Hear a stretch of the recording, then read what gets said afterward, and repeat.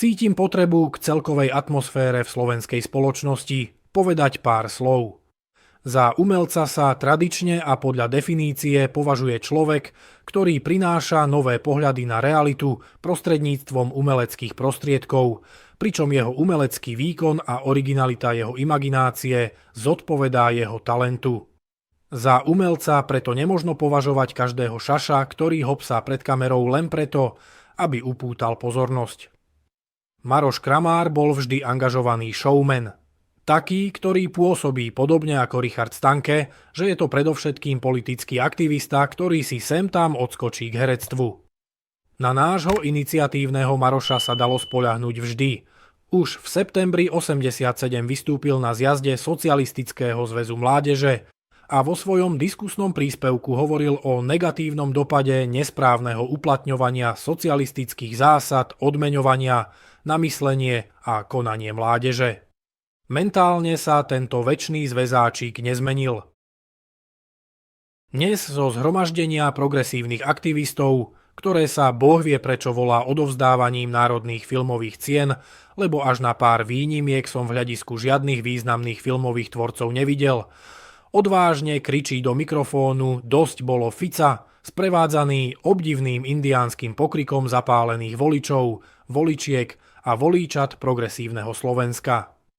Bravo Maroš, toľko nadania, vynachádzavosti a dôvtipu si vložil do vetičky, ktorú huláka každý opilec na námestí. No a teraz skúsim trochu serióznejšie, aj keď sa priznám, že po tom, čo som videl, s tým mám ešte stále problém.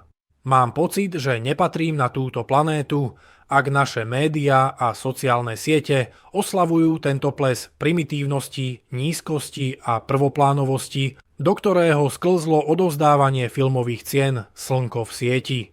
Už som sa toľkokrát vyjadroval k nepatričnosti násilnej politizácie takýchto podujatí, až si myslím, že to ani nemá význam, lebo sa nepočúvame a každý si ide svoje. Stačí si predstaviť, s akým pobúrením by títo hysterickí komedianti prijali, keby niekde na otvorení agrokomplexu folklórneho festivalu v Detve alebo priamo na odovzdávaní štátnych vyznamenaní začali ocenení kričať Dosť bolo Šimečku, hanba Čaputovej, na budúci rok porazíme tú progresívnu svoloč.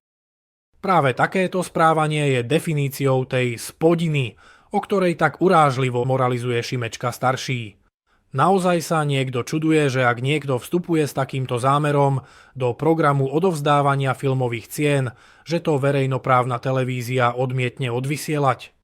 Veď to, čo tam zaznelo, neboli nejaké celospoločenské posolstvá vo verejnom záujme, bola to špinavá politická agitka, na ktorú síce majú právo, ale na nejakom straníckom mítingu, nie na podujatí, ktoré je určené všetkým, nie len vašej sfanatizovanej ideologickej sekte. U mňa je frajerom týždňa známy český herec Martin Hoffman, ktorý napriek tomu, že nie je prívržencom vládnej koalície, kategoricky odmietol vystúpiť na opozičných mítingoch a sebavedomo odmietol demagogické reči o tom, že je ohrozená demokracia.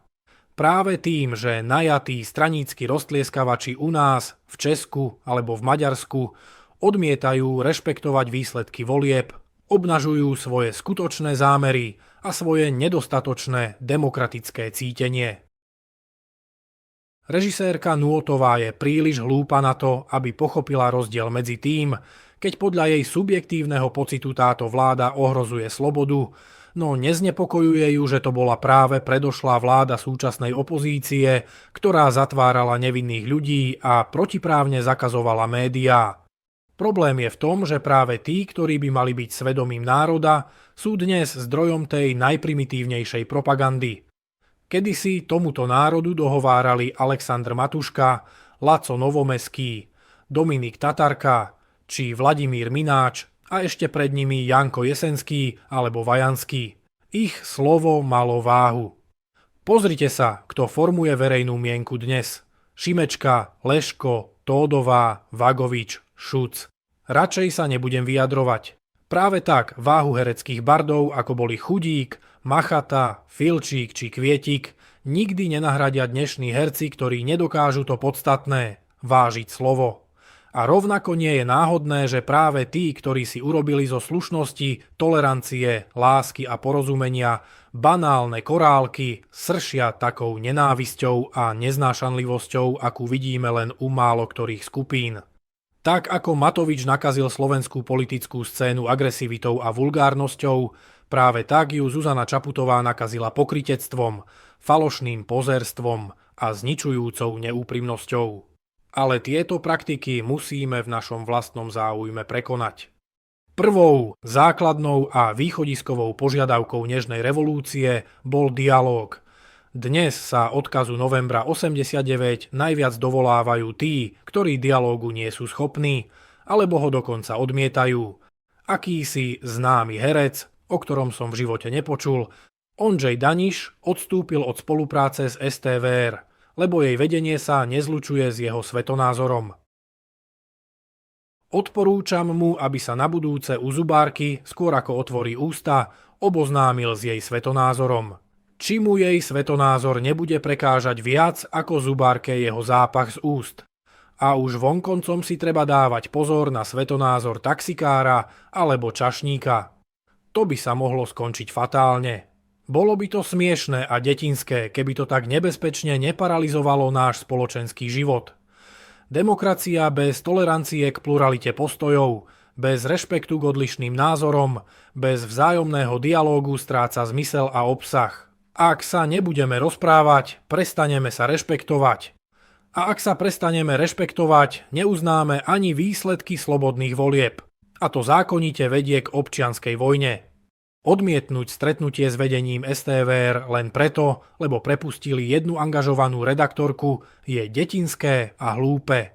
Aj včerajší progresívny, na ktorý zmenili kedysi rešpektovaný ceremoniál Slnko, v sieti sfanatizovaní aktivisti ukázal, ako nebezpečne blízko sme k atmosfére 50. rokov, keď sa dcéra na pódiu dištancovala od svojho otca.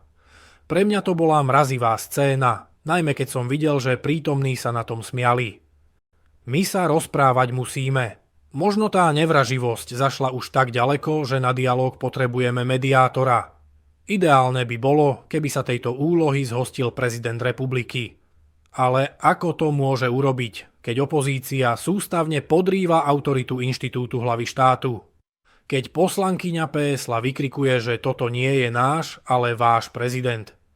Keď mu opozícia hanlivo nadáva do podržtašiek a nejakí progresívni aktivisti hlave štátu na sociálnych sieťach drzo tykajú. Kam sa podela tá precitlivenosť na kritiku Zuzany Čaputovej? Osočovaním prezidenta si špiníme do vlastného hniezda. Ak tomu progresívci nerozumejú a detinsky nerešpektujú, že prezident republiky reprezentuje nás všetkých, iba tým dokazujú, že nie sú zrelí na vládnutie.